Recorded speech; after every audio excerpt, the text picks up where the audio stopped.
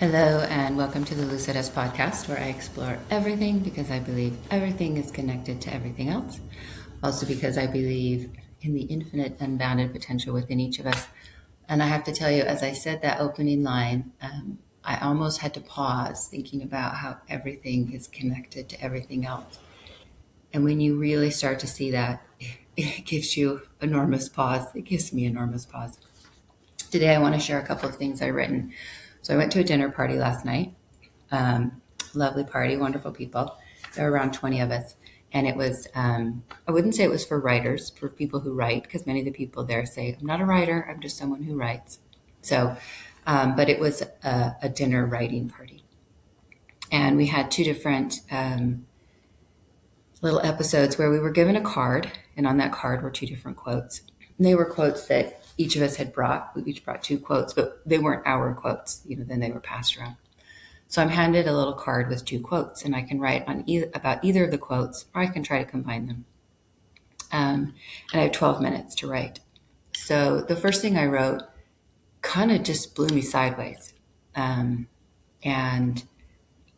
I like the words just started coming out. It was very, very strange. And I'm going to read it to you, obviously. But before I do, I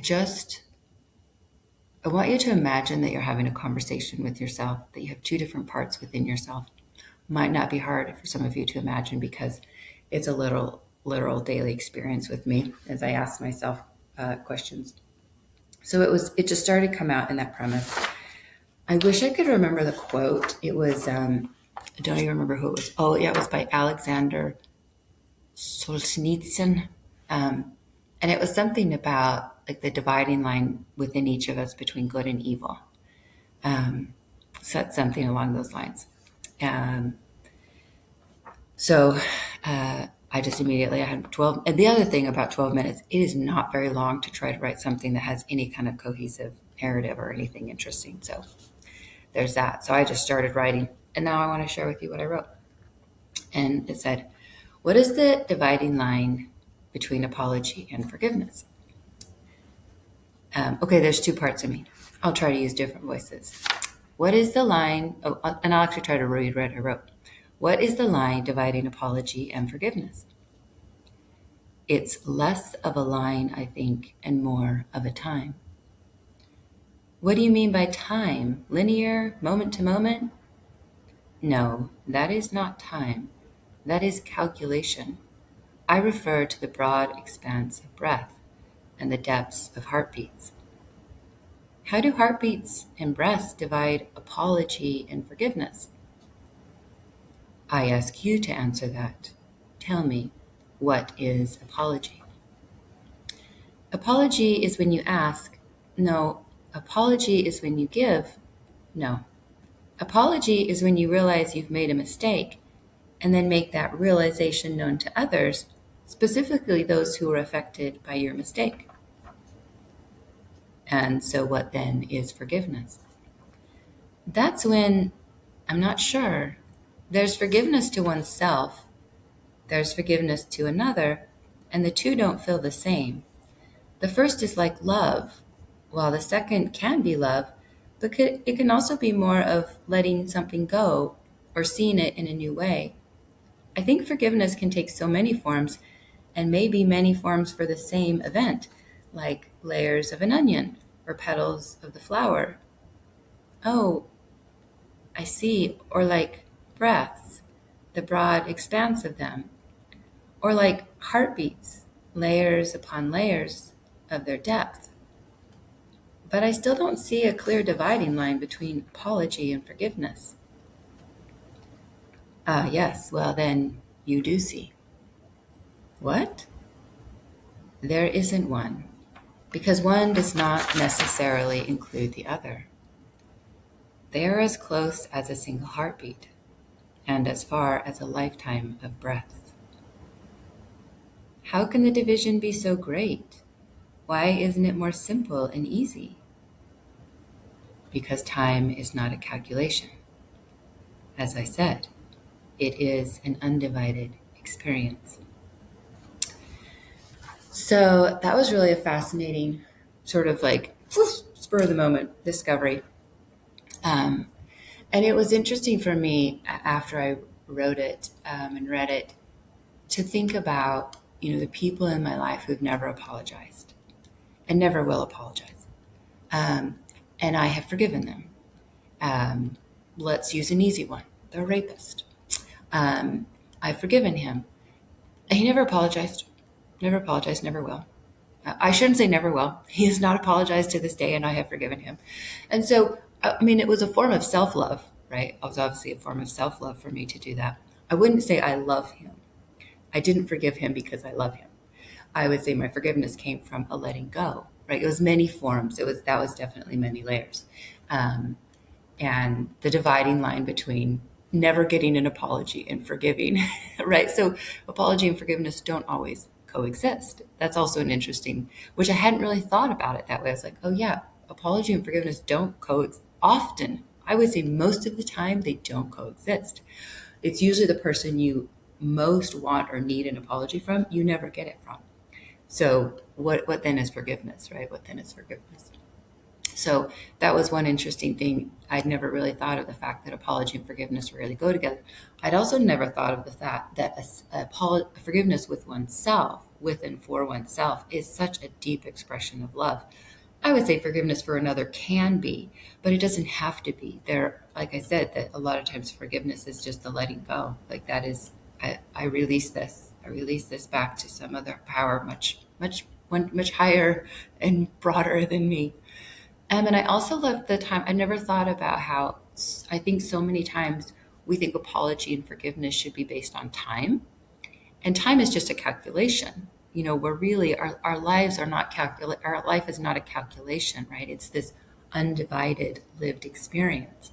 And so what's the line between apology and forgiveness if they do both happen to happen? So in reverse, like when I've given an apology, when I've apologized for something, it is always really nice to have the other person immediately forgive you and be like, oh yes, like we're good. But no, that just that might happen. Sometimes happen. Doesn't always happen, and sometimes it shouldn't happen, right? I mean, there are definitely times when I've forgiven and I'm like, I don't expect this person, or I've apologized, and I think one, I don't expect this person to immediately forgive me. It's going to probably take them some time. Two, I don't expect us to pick up where we left off. There's oftentimes when apologies are needed, it's probably a lot of times it's both sides. It's rarely one side. It's like yes, I do take responsibility for this part. Absolutely, I can see that was mine. Not because the other person needs to, but oftentimes you can also see like, yeah, but you brought a lot of shit as well. So what I'm saying is the rebuilding of trust often needs to happen on both sides. Not always, right? Not always. But anyway, so apology and forgiveness. Some really fascinating things in there. I hope you enjoyed it. This next one was my second one, and this one had two lovely quotes, and I decided to try to write on both of them. The first one, Maya Angelou, I'll tell you afterwards. And then the other one, the person didn't write their name, and I can barely remember the quote, but I'm just going to read it first, and then we'll talk about the quotes. Okay, and this one was just very fun. I know why the caged bird sings, but I can't tell you. I can only show you. Look here, where the seeds have planted in the cracks of the sidewalk. See how they grow? And here, where the drops of rain have fallen with such abandon that they splatter with joy upon the earth. And look, over here, see how the mice clean their whiskers and wait for their moment of glory when they dash across the field to tease the hawk. But that isn't all. What of the clouds, piled high like cotton, so brilliantly soft that the sun rests upon them, just briefly, before lumbering on like a giant wheel rolled across a mountain sky, before falling into an ocean so blue that the eyes water, maybe with delight, more likely with awe. And still the caged bird sings, vertical bars blocking its view, but never its heart. Never the remembrance of breezes so fine they laced the morning sky, and nests made of the finest moss, and all manner of things that can't but help. sing. So, if you don't know Maya Angelou's, I Know Why the Caged Bird Sings. Well, welcome. I think probably most people do. And then, like I said, the other quote, it was very lovely. It said, "My heart is broken." This is a rough translation, and there was no name, so I don't know. Something about, "My heart is broken, so I plant a seed in the crack and pray for rain." Isn't that beautiful? And so I tried to put the two together, and that's what I got. And again, like 12 minutes is not very long to just throw that out. I have to say, people came up. People are so damn clever. Like, no one there calls themselves like a writer, right? Or people who happen to write. And they, people are brilliant. There was one guy. It was just, and the other beautiful thing about this, about this evening was, and we've done these before. This is what's interesting. We've done these before. We've always brought stuff that we worked on. You have like 4 to 5 minutes. The one we did in Christmas, what I did about my mom, and it was so beautiful. I mean, it was so beautiful, and everybody was just weeping. It was really special, but it was prepared. So we've always done them prepared. This is the first time it was like impromptu. And I have to say, I really like just the immediacy of like what comes out of you is what you get. And there was a lot of also, because we're all in the immediacy of the moment, it's also received, I think, more immediately and less about, oh, what did you polish? What polish did you bring? And one guy, one of the quotes, you don't get to see all the quotes either. You just get your 2 cards. And one of the guy's quotes, and I wish I knew who the author was. That he said it, but it all happened so fast I didn't catch it. But it was something about the bees wear pants, the bees pollen pants or something like I see you, little bee, in your cute pollen pants, something like that. And so this gentleman wrote the most darling, the most darling little thing about the bee in his pants. And he ended it so great because it ended with, "And we know who wears the pants." Oh, and he was having a relationship with the bee. And at the end, it was like, "We know who wears the pants in this family." It was just so cute. But what you began to see was just the personality that each person has. Like, everybody kind of has this, even if they totally change tone, you begin to know people's personalities. And it was cute because the 2 quotes I brought, and your quotes are written on different papers as well. So both of your quotes are not on the same paper, meaning when you get a card, it's 2 different people's quotes, each time. And it was during the break, one of the women who got my quote was by Thomas Tranströmer. And it was the one I've been saying, which is, "I walk slowly into myself through a forest of empty suits of armor." And it's just such a great quote. I'm like, I can't not take this quote. And I thought somebody, a lot of people are just going to go, like, not even, like, I'm not going to try to write about that thing. So she got it, this woman that got it, and she wrote about, like, "I love this quote. I have known this author for like decades. I love their work. I need to pull out their book again." And she had a very touching story about someone who introduced her to this writer, to Thomas Tranströmer. And at the little break, I tapped her and I said, "Hey," and she turned around and she goes, "That was you, was it?" I mean, she just knew. She goes, "Right when I read it," and we were sitting like on opposite sides of the room. She goes, "Right when I read it," and I don't know her well. She's, "Right when I read it, I knew you had written down that quote." And the reason I say that's interesting is because, like, people, our writing say so much about us that we don't even realize. Because I thought, I don't know this woman very well, just have said hello at the different gatherings, but she's listened to enough of my writing that she knew I would bring that kind of quote. And then my other quote was something I wrote a couple of months ago for myself. And I've just been thinking about it a lot. And it's kind of comes from meditation. And that was, when things get hard, I always say to not always, but recently, I say, nothing ever got worse by feeling it. Meaning, in those moments where you want to check out when things are really hard, it will not get any worse if you just feel it. If you just feel whatever you're feeling, it never gets worse. It either is the same or it gets better. Like, it never gets worse just by feeling whatever you're feeling. And so the woman that got that, and again, I was like, know. And I put the quote, when I put the name, I was like, I don't want to put my name.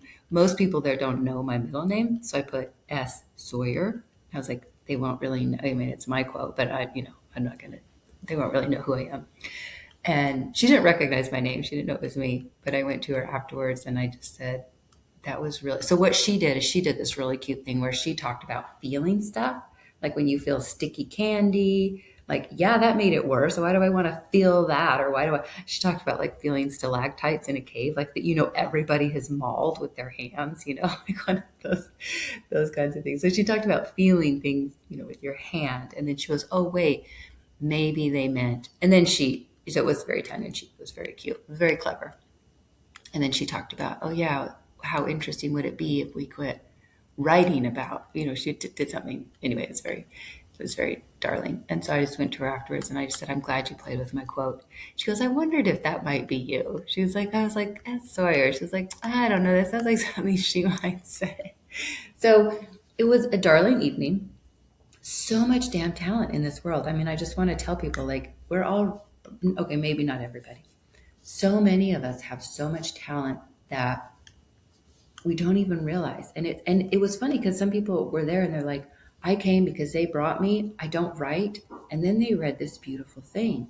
I just think there's so much it's why I do Lucid S, the infinite unbounded potential within each of us. The infinite unbounded potential. I mean, you saw the most amazing things pop out of people that don't do anything, as far as writing is concerned, in 12 minutes. 12 minutes. I mean, people just are brilliant. Like, we have infinite unbounded potential within each of us. That's it. I mean, I would, as we left, the host said, you all need to go home now and do one of these with more people. And did it. And I was like, oh, she's so right. And I was like, I'm not going to. I'm not going to do it, which is too bad. So that was it. I just wanted to share. I know why the caged bird sings. And that was real. That's truly just like my heart. Just like, that's how I feel. And then the other one, apology and forgiveness, I feel like it was a gift for me to reflect on the relationship between the two. How oftentimes there is no relationship between the two. Forgiveness happens without apology. Apologies happen without forgiveness. The two are not, they're not bedfellows for sure. They might be in certain circumstances. I think they make good bedfellows, but they don't have to. And that's okay. It's okay. So, my best to you all. Take care of yourselves and take 12 minutes and just write anything in the world. See what comes back. Bye-bye.